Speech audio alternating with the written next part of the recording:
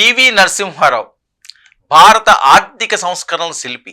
సంస్కరణలకు నిలువెత్తు రూపం పివి. తెలుగువారికి టీవీ పివి నరసింహారావు. భారత ఖ్యాతిని ప్రపంచ దేశాలకు చాటి చెప్పిన మహోన్నత వ్యక్తి. రాజకీయాల్లో అపర చాణక్యుడిగా పివికి మంచి పేరుంది. ఏ పదవిని చేపట్టినా అది ప్రజల పక్షంగానే నడిచింది.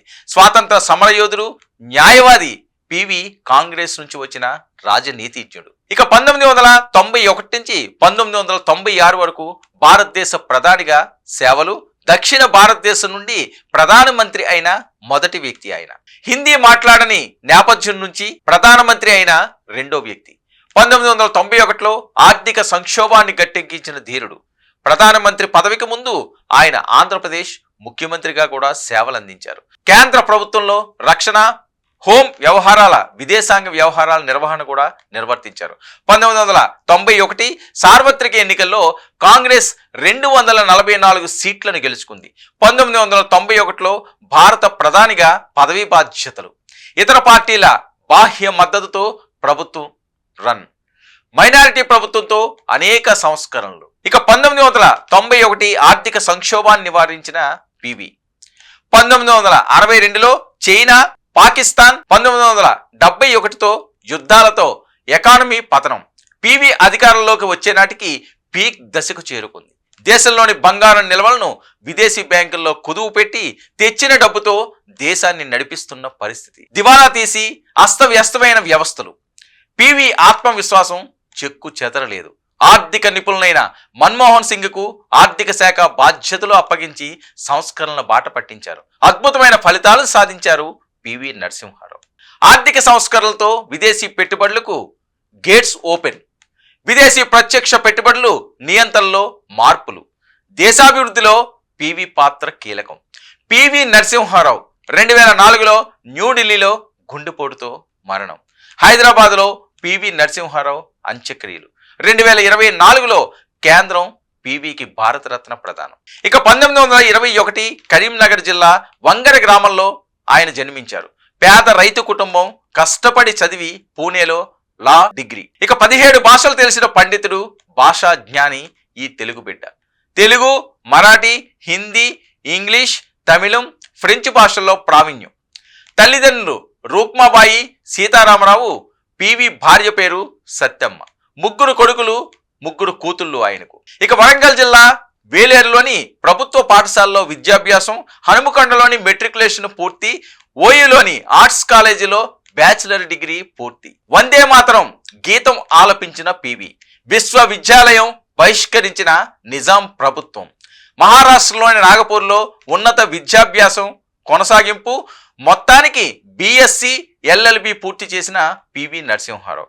1940లో కాకతీయ అనే వారపత్రిక సంపాదకుడు ఆయన. సదాశివరావు ఇద్దరు జయ విజయ అనే కలం పేరుతో వ్యాసాలు.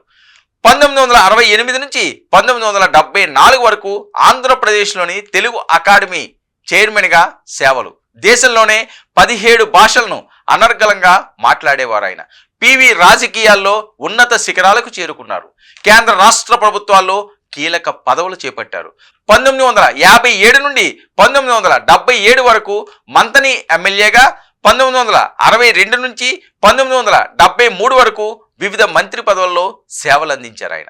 1971లో ఆంధ్రప్రదేశ్ ముఖ్యమంత్రిగా పివి భూ సంస్కరణలు, భూ పరిమితి చట్టాలకు కఠినంగా అమలు. పివి పదవీ కాలంలోనే రాజకీయాల్లో నిమ్న కుణాలకు రిజర్వేషన్లు. ఆయన పదవీ కాలంలో జై ఆంధ్ర ఉద్యమాన్ని ఎదుర్కోవడానికి రాష్ట్రపతి పాలన. 1969 భారత జాతీయ కాంగ్రెస్ ను విభజన, నూతన కాంగ్రెస్ పార్టీ ఏర్పాటులో ఇందిరాగాంధీకి మద్దతు. 1978లో కాంగ్రెస్ ఐ పార్టీగా తిరిగి సంఘటితం. ఏపీ పార్లమెంట్ సభ్యుడిగా, లోక్సభ సభ్యుడిగా పనిచేసిన పివి నరసింహారావు. ఇందిరాగాంధీ, రాజీవ్ గాంధీ మంత్రివర్గాల్లో వివిధ హోదాల్లో ఆయన సేవలు అందించారు. 1980 నుండి 1984 వరకు, తర్వాత 1988 నుండి 1989 వరకు విదేశాంగ మంత్రిగా కూడా ఆయన పనిచేశారు. ఇక 1982లో జైల్ సింగ్తో పాటు భారత రాష్ట్రపతి పదవికి పోటీలో ఉన్నారు. 1991లో రావు రాజకీయాల నుండి దాదాపు పదవీ విరమణ. ఇక 1991 ఎన్నికల్లో కాంగ్రెస్ అత్యధిక స్థానాల్లో గెలుపు. 5 ఏళ్లు ప్రధానమంత్రిగా పనిచేసి తెలంగాణ మొదటి వ్యక్తి. నంద్యాలలో జరిగిన ఉప ఎన్నికల్లో రికార్డు స్థాయిలో 5 లక్షల ఓట్ల తేడాతో గెలుపు. ఇక పివి విజయం Guinness book of world records లో నమోదు. 1996లో ఆయన ఒడిశాలోని గంజాం జిల్లా బెహ్రంపూర్ నుండి ఎంపీగా ఎన్నిక. పివి మంత్రివర్గంలోని శరద్ పవార్ను రక్షణ మంత్రిగా నియామకం. ఇక పంజాబ్ తీవ్రవాదాన్ని అణసివేసిన ఘనత పివికే దక్కుతుంది. దేశంలో అణు పరీక్షలు మొదలుపెట్టింది పివి సర్కారే. పివిపై గౌరవంతో కేంద్ర మానవ వనరుల శాఖను ఆయన కోసమే ఏర్పాటు. ప్రధాని పదవి దిగిపోయాక తర్వాత పివిపై అనేక కేసులు, ఏ ఒక్క కేసు కోర్టులో నిలబడలేదు.